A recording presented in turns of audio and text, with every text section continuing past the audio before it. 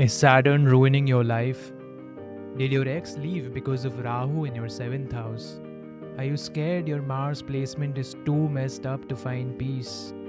If you've ever blamed your birth chart for your pain, then this video is here to blow up everything you thought you knew. Because here's the truth most astrologers won't tell you. There are no bad placements. There are only misunderstood teachers.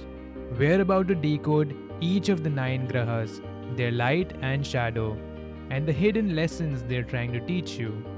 So stick around because by the end of this video, you'll walk away with a whole new vision of your chart, practical ways to work with your challenging placements, and a few aha moments that might explain why your biggest pain was actually your soul's initiation.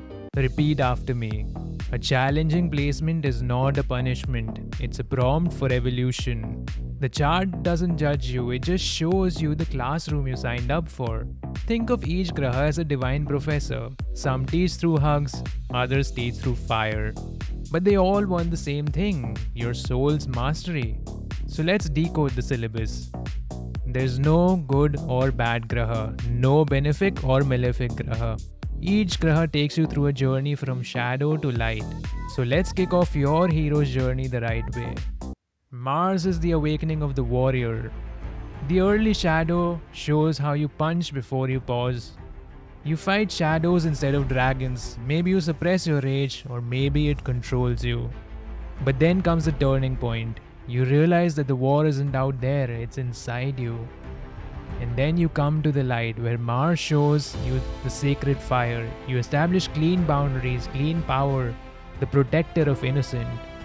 So Mars in the 4th house may start with home conflicts, but it evolves into fierce protection of your inner peace. The Sun shows your journey from the spotlight seeker to the sovereign.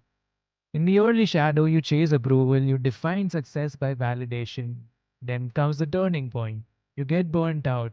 And you realize that the sun never asks for applause, it just shines. And when you come to the light with purpose, presence, dignity, your leadership comes from alignment, not from ego.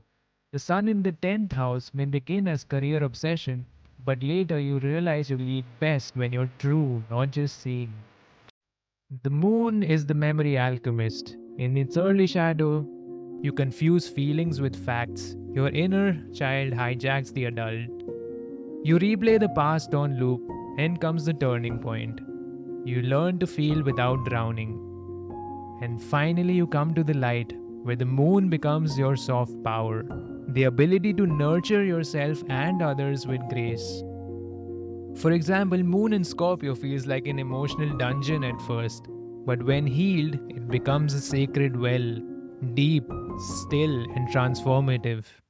Mercury is the journey from noise to genius. Its early shadow, overthinking, performance, saying too much or not saying anything that really matters.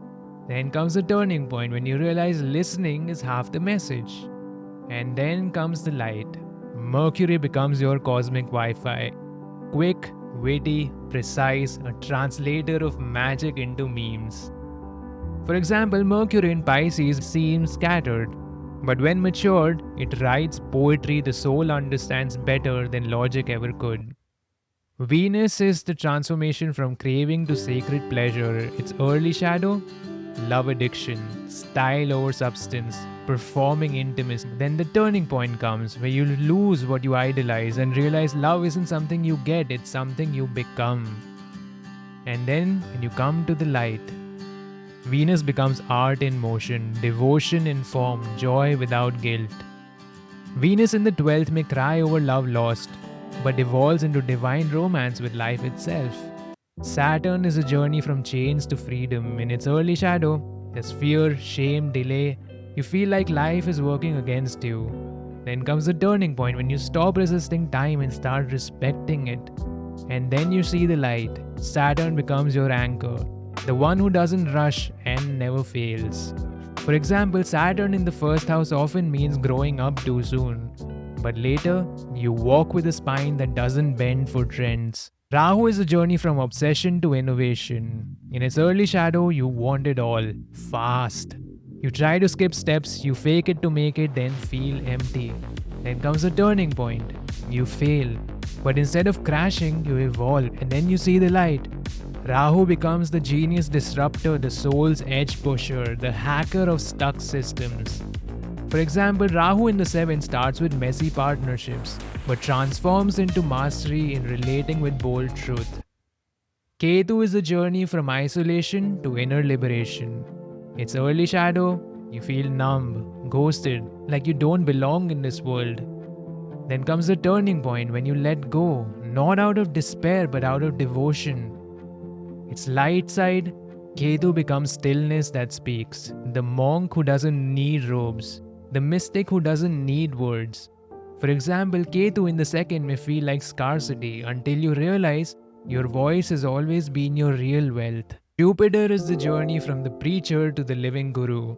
Its early shadow, you start preaching what you don't practice. You hide behind optimism. And comes the turning point. Life humbles you. You stop quoting scriptures and start living them. And then you come to the light, where Jupiter becomes inner abundance, the light that doesn't flicker when storms come. For example, Jupiter in the 3rd starts by talking too much, ends up teaching through silence and service. You're not here to fix your chart, you're here to fulfill it, because every graha has a light inside it. You just have to stop fighting the shadows and start dancing with the fire. Your Saturn isn't your punishment, it's your slow success. Your Mars isn't your anger, it's your untapped courage. Your Rahu isn't your doom, it's your PhD in transformation. So the next time someone tells you, "Oh no, you have that placement," you say, "Yes, and I've earned every scar it gave me." Your chart isn't your sentence, it's your map. It shows you where to grow. And if you walk it with awareness, every so-called curse becomes your superpower. There are no bad grahas, just unopened gifts. And now you have the key.